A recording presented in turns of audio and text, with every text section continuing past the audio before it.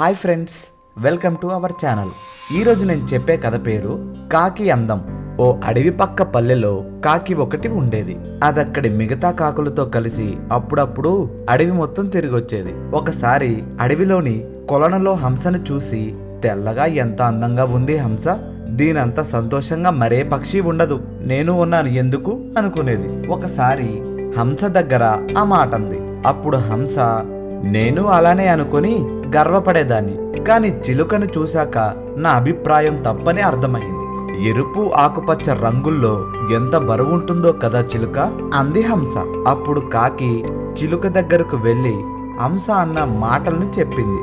అవును, హంస చెప్పినట్లు నా రంగుల్ని చూసి ఎంతో సంతోషంగా ఉండేదాన్ని, కానీ నెమలిని చూశాక అందమంటే దానిదే అనిపించింది. నాకు 2 రంగులే ఉన్నాయి, నెమలికి ఎన్ని రంగులో, అంది చిలుక.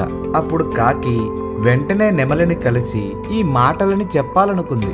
అడవంతా తిరిగింది గాని ఒక్క నెమలి కూడా కనిపించలేదు కాకికి. ఒకసారది ఊరి దగ్గరలో ఉన్న జూలో నెమలిని చూసి దాని దగ్గరకు వెళ్ళి, పక్షులన్నింటిలో అందమంటే నీదే, మనుషులకి నువ్వంటే ఎంత ఇష్టమో అంటూ పొగడ్తల్లో ముంచెత్తింది. కాకి చెప్పిందంతా విన్న నెమలి దీనంగా ముఖం పెట్టి, నా అందం వల్లనే ఇక్కడ బందీ అయ్యాను, అడవిలో ఉన్నంత వరకు వేటగాళ్ళకి భయపడుతూ దాక్కుంటూ తిరిగాను, చివరికి వాళ్ళ చేతిలో చిక్కి ఈ జూలో పడ్డాను, ఇక్కడికొచ్చాక కాకి కంటే స్వేచ్ఛజీవి మరొకటి లేదు కదా అనిపిస్తుంది. ఇక్కడ దాదాపు అన్ని పక్షుల్ని బందీగా పెట్టారు, ఒక్క మీ కాకుల్ని తప్ప. నేనే కాకినై ఉంటే నీలా స్వేచ్ఛగా తిరిగేదాన్ని కదా, అంది హంస.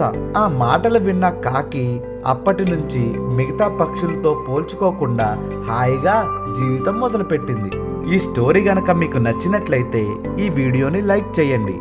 అలాగే మరిన్ని స్టోరీస్ వినాలనుకుంటే మా ఛానల్ని సబ్స్క్రైబ్ చేయండి.